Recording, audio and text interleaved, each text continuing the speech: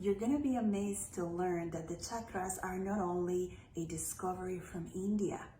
In Latin American cultures, in Egypt and in China, they were already talking about the luminous body, the bright body, and a system of centers or points where the life force concentrates.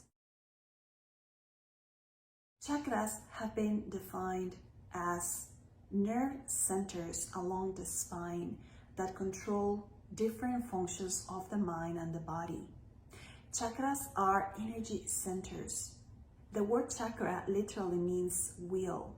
The chakras are situated along the spine, and we concentrate primarily on 6 or 7 chakras, but there are hundreds of them along the body.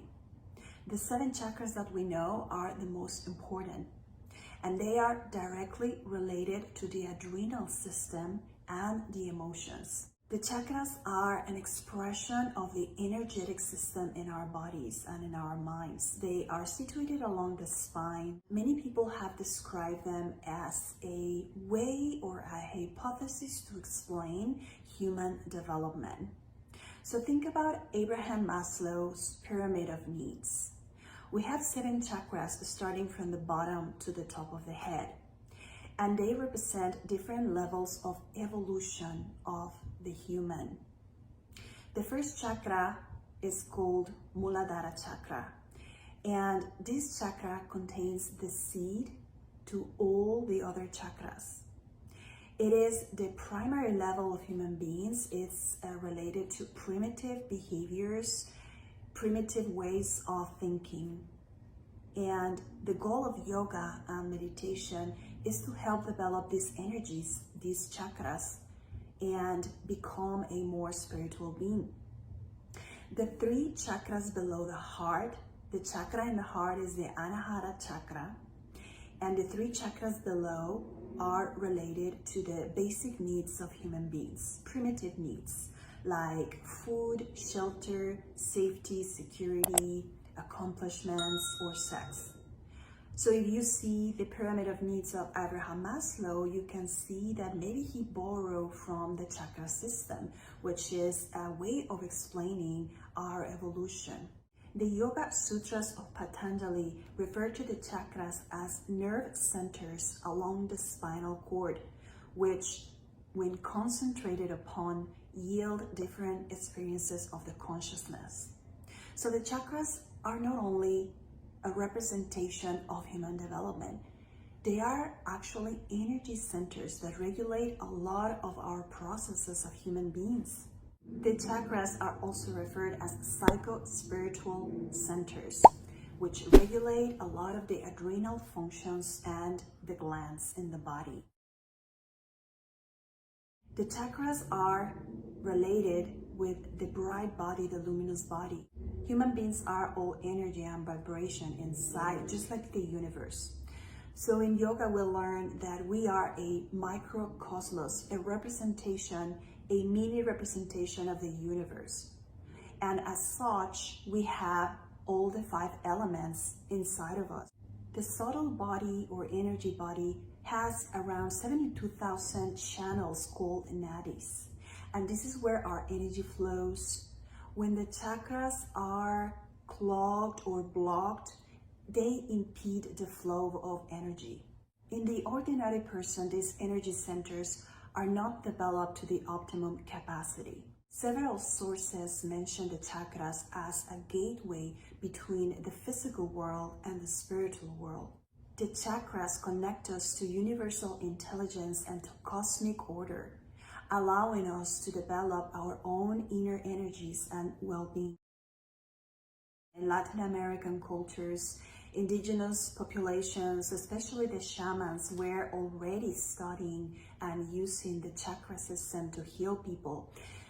In Peru, in Southern America, there is a big culture, a shamanic culture, and these are the healers of that time when the Inca Empire, the indigenous populations of Peru were living before the conquest of the Spaniards. They had a very sophisticated healing system through shamans, shamanic practices of healing. And the shamans were the experts of the city or the village. They were the experts in identifying these energies, the chakras, and in manipulating the energy to heal people from inside out. In some parts of Latin America, indigenous shamans called the chakras ojos de luz, which means eyes of light, and they refer to the luminous body as well. The shamans in Peru called the chakras puquios, and they believed they had extensions of energy called huascas that connected us to nature, to the trees, to the mountains, to flowers, to rivers. This is an amazing, amazing description of our connection with everything and everyone around us. The shamans of Peru also say that these huascas connect us to our past lives and our destiny in the future. Every living thing has chakras in different variations. Trees have chakras, animals have chakras, you have chakras, I have chakras, everybody has them. They say that trees have chakras that are mobile, they are not fixed because trees have no spinal cord, but they do have these energy centers as well that connect the trees with other trees and with everything in nature. In traditional Chinese medicine, they made reference to the qi, which is the life force that travels in the lungs, throughout the body, through the meridians and specific points along the meridians. This is believed to be another representation of the chakra system, the energy system, and acupuncturists, they try to manipulate the energy along the meridians on specific points of the body, which can be hundreds or more. Biopsychology is an area of psychology that is concerned with the study of the biology systems in the body and the physical systems and their impact in our emotions. So this is the ancient representation of biopsychology, is the study of the chakras. The chakras handle our energies and they are connected directly to our thoughts, which are called vrittis. Vrittis in India, these are thoughts that when repeated over and over again, they form thought patterns or samskaras. And these affects directly our behavior and consequently our life. The goal of yoga is to develop the chakras, develop our mind, to open up the mind, open up our energies, and take us from primitive levels of the base chakra to higher levels of intelligence and higher levels of spirituality. I hope you enjoyed this video. I hope it was very helpful. As always, stay healthy, take care of yourselves, and I will see you in the next video.